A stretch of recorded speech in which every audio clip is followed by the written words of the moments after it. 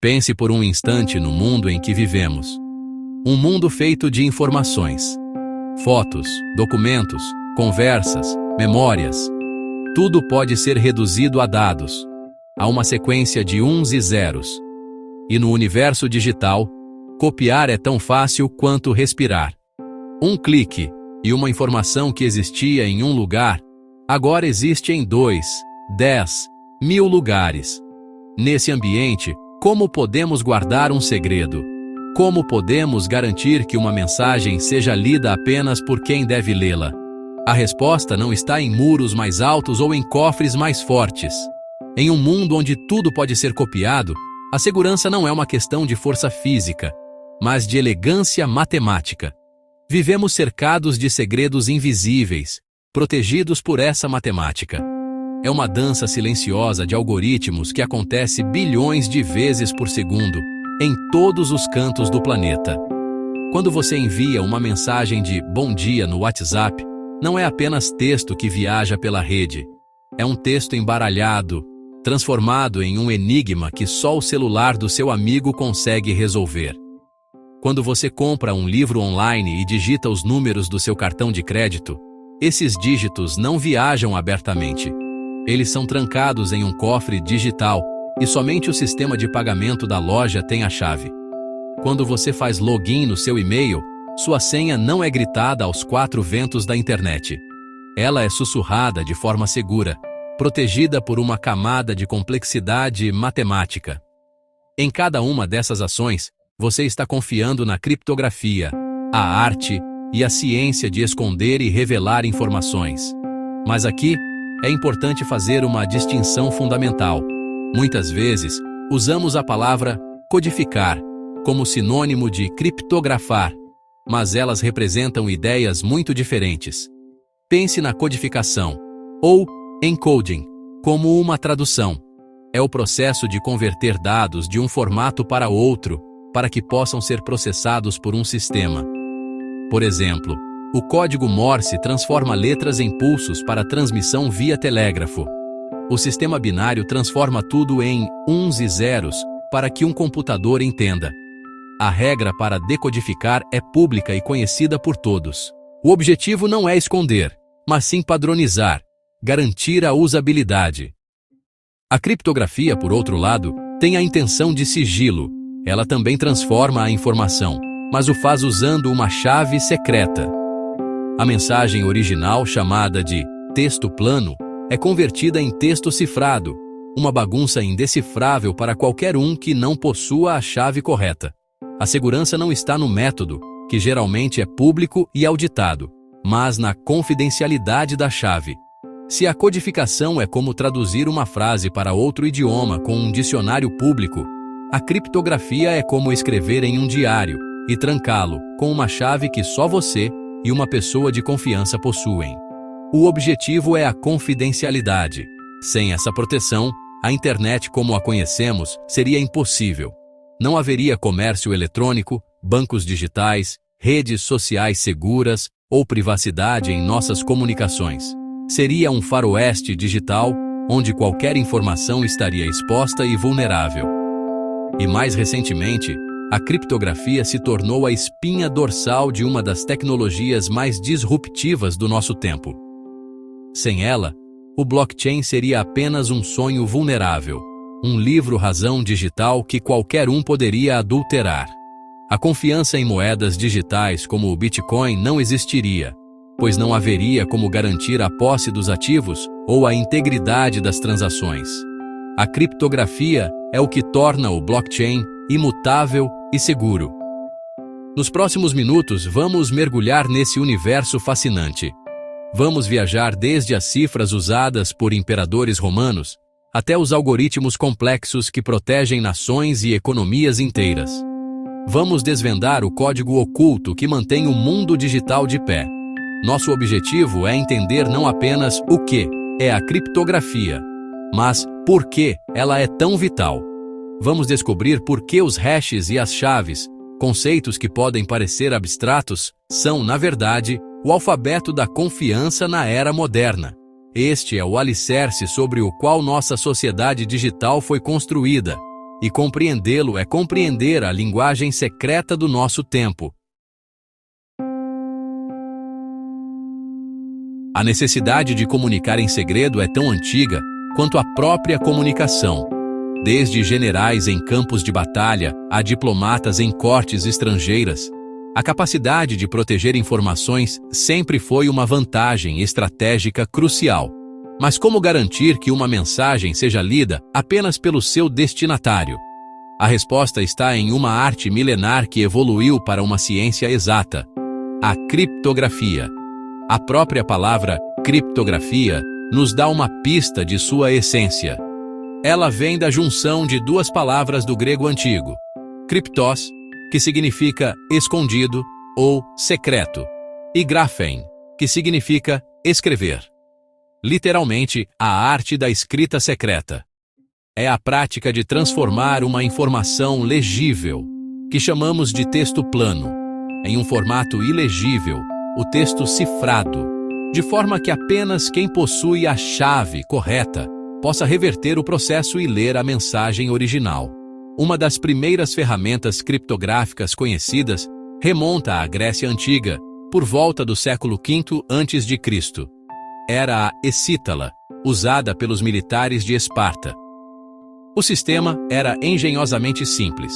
Uma tira de papiro ou couro era enrolada em um bastão de madeira com um diâmetro específico. A mensagem era então escrita ao longo do bastão.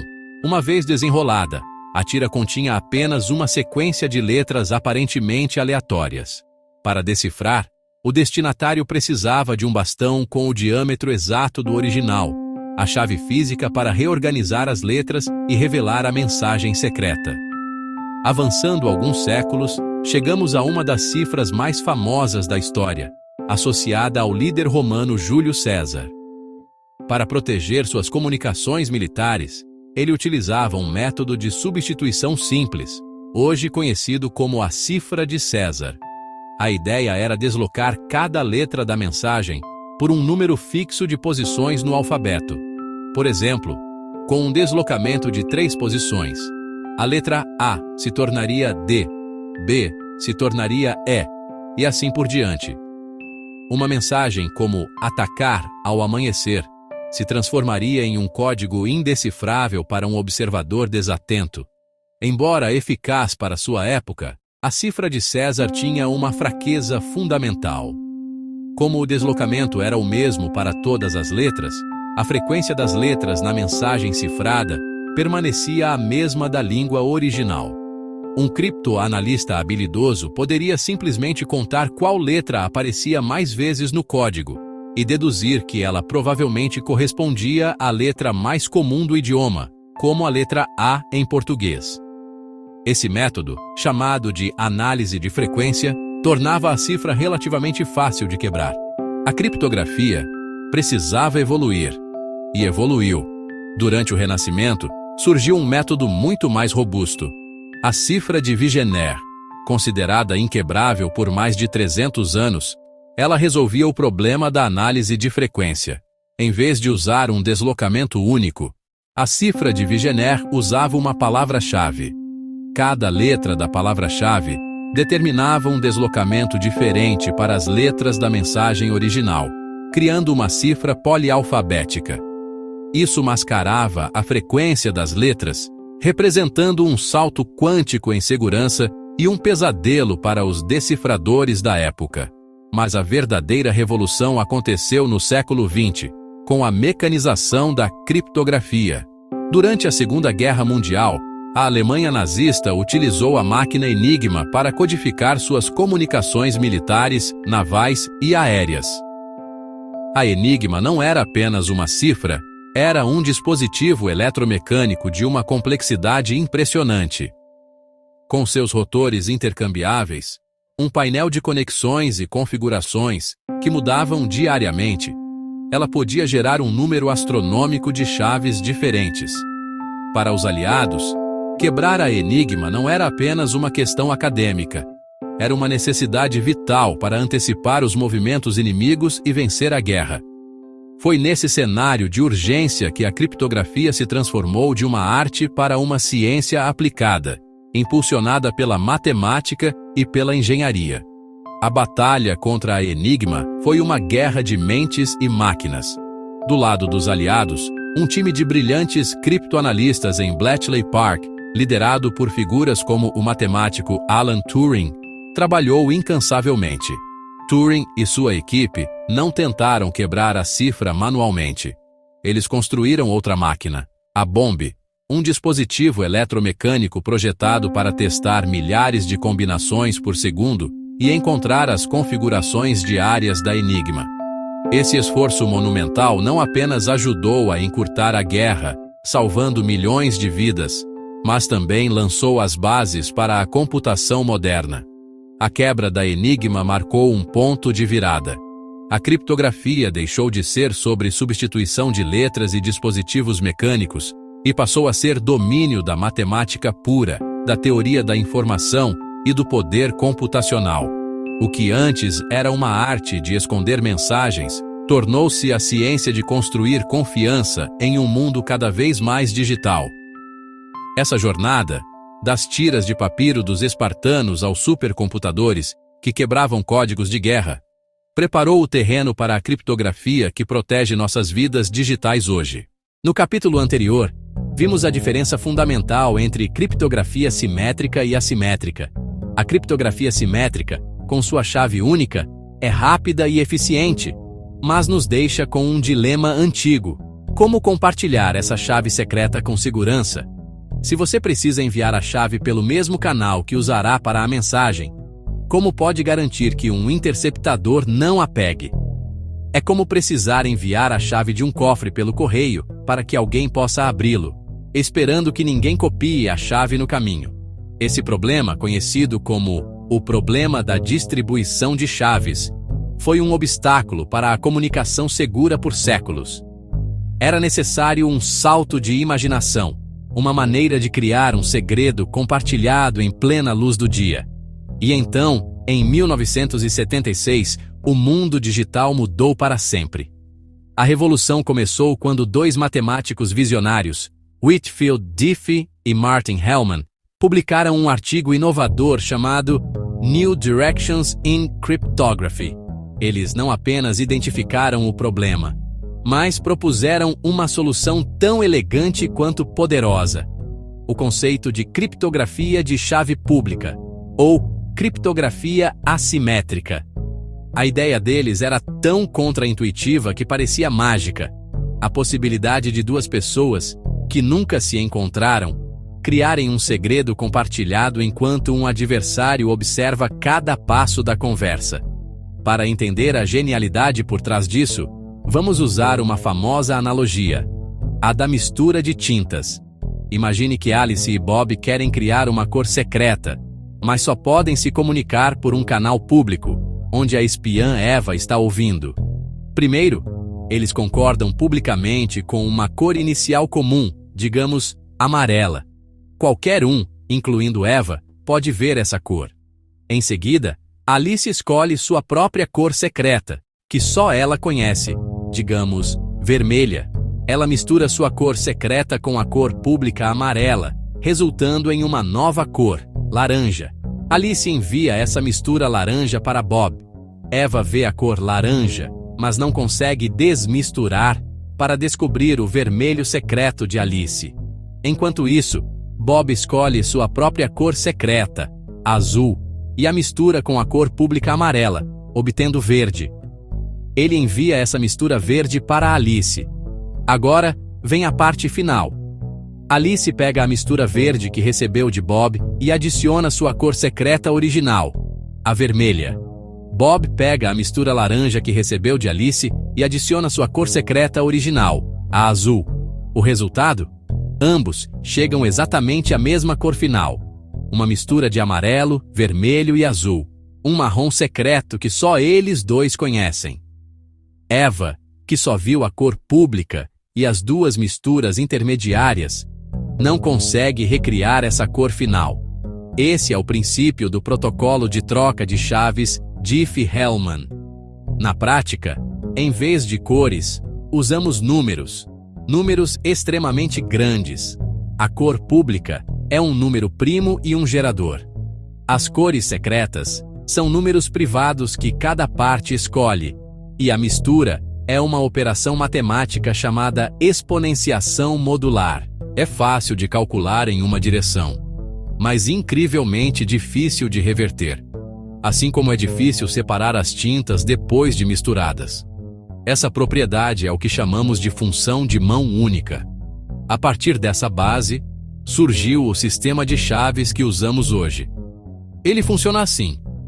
Cada pessoa gera um par de chaves matematicamente ligadas. Uma é a chave pública.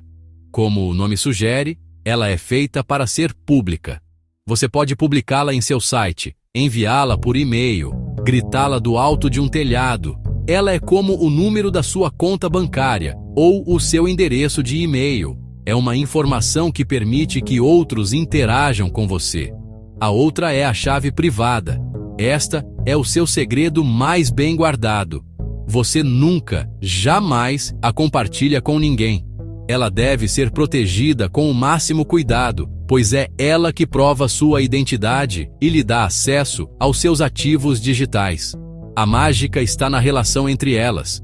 Tudo que é criptografado com a sua chave pública só pode ser descriptografado com a sua chave privada correspondente. Imagine que alguém queira lhe enviar uma mensagem secreta. Essa pessoa usa a sua chave pública, que está disponível para todos, para trancar a mensagem em uma caixa digital. Uma vez trancada, nem mesmo a pessoa que a enviou pode abri-la novamente. A única chave no universo capaz de abrir essa caixa é a sua chave privada. E como só você a possui, só você pode ler a mensagem. Mas como essas chaves são criadas? Elas são geradas por algoritmos, como o RSA, nomeado por seus inventores, Rivest, Shamir e Adleman. O processo envolve a seleção de dois números primos muito grandes e secretos. Esses primos são multiplicados para criar um número público ainda maior. A partir daí, por meio de mais algumas etapas matemáticas, o par de chaves pública e privada é derivado. A segurança de todo o sistema reside na dificuldade de fatorar esse número público gigante para encontrar os dois primos originais. Para os computadores atuais, se as chaves forem grandes o suficiente, como 2048 ou 4096 bits, essa tarefa é praticamente impossível, levando trilhões de anos. Essa ideia simples, mas profunda, resolveu um problema milenar: como trocar segredos e estabelecer confiança sem precisar confiar previamente em alguém ou em um canal de comunicação. Ela criou uma ponte digital segura sobre o abismo da incerteza. Hoje, essa tecnologia é a espinha dorsal do nosso mundo digital. Ela protege as transações do seu cartão de crédito online através do HTTPS. Garante que suas mensagens em aplicativos como WhatsApp e Signal sejam privadas. E, crucialmente para o nosso tema, é a base de tudo no universo das criptomoedas, desde a segurança das carteiras de Bitcoin e Ethereum até a validação de transações na blockchain. Cada vez que você envia ou recebe criptoativos, está usando os princípios da criptografia de chave pública para provar que é o dono dos seus fundos.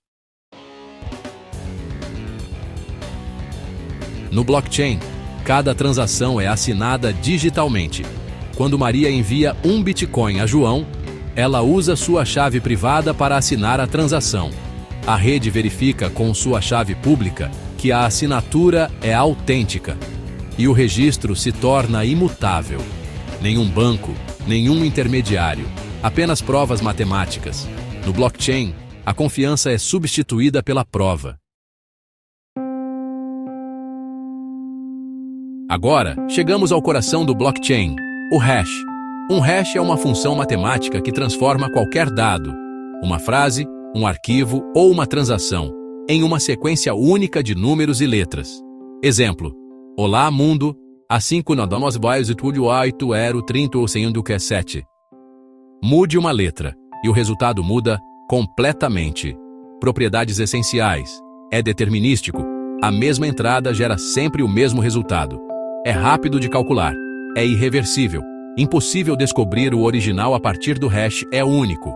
Duas entradas diferentes quase nunca produzem o mesmo hash. Essa é a base da integridade digital. Cada bloco do blockchain contém o hash do bloco anterior. Isso cria uma cadeia onde qualquer tentativa de alteração quebra o elo. Visualize. Bloco 100, hash. A1B2C3. Bloco 101, contém hash. A1B2C3. Bloco 102, contém hash do 101. Se alguém tentar alterar o bloco 100, seu hash muda, e a rede percebe imediatamente. Assim, os hashes formam o DNA da blockchain, conectando cada pedaço de informação a todos os outros. Um blockchain sem hashes seria como um corpo sem memória. O Bitcoin usa uma função chamada SHA-256, criada pela NSA em 2001. Ela produz uma sequência de 256 bits, o que significa: existem 256 combinações possíveis, ou seja, mais de 115 quattuorvigintilhões, um número inimaginável. Se cada átomo do universo tentasse gerar um hash por segundo, ainda levaria bilhões de anos para encontrar uma colisão, duas entradas com o mesmo resultado. Isso faz do SHA-256 uma das estruturas mais seguras já criadas pela humanidade. Os hashes e as chaves se unem em algo essencial: as assinaturas digitais. Elas garantem três coisas fundamentais: autenticidade, confirma quem enviou; integridade, prova que a mensagem não foi alterada; irretratabilidade, impede que o remetente negue o envio. No mundo das criptomoedas, isso significa: se a sua chave privada assinou uma transação, ela é sua responsabilidade. É como se sua assinatura fosse uma extensão matemática da sua identidade. No futuro, talvez nossas identidades sejam apenas conjuntos de chaves e hashes. A criptografia não está apenas em blockchains. Ela protege comunicações, WhatsApp, Signal, Telegram, compras online, HTTPS, SSL, senhas, arquivos e bancos digitais, dados de governos e sistemas militares. Em um mundo cada vez mais conectado, a criptografia é o último escudo da liberdade. Ela garante que privacidade e soberania pessoal ainda existam na era dos algoritmos. Mas também levanta dilemas éticos. Devemos criptografar tudo, mesmo que isso proteja criminosos? E se a computação quântica quebrar esses códigos um dia? A linha entre liberdade e segurança nunca foi tão tênue. Tudo o que vivemos hoje, Bitcoin, Ethereum, DeFi, NFTs, é possível porque alguém acreditou que a matemática pode substituir a fé. A criptografia é o alicerce invisível da civilização digital. Ela transforma incerteza em certeza, dúvida em prova, caos em ordem. No princípio era o código, e o código era confiança. E talvez, no futuro, quando olharmos para trás, diremos: a humanidade aprendeu a proteger o invisível. E foi assim que começamos a confiar no impossível. A criptografia é a linguagem secreta da liberdade.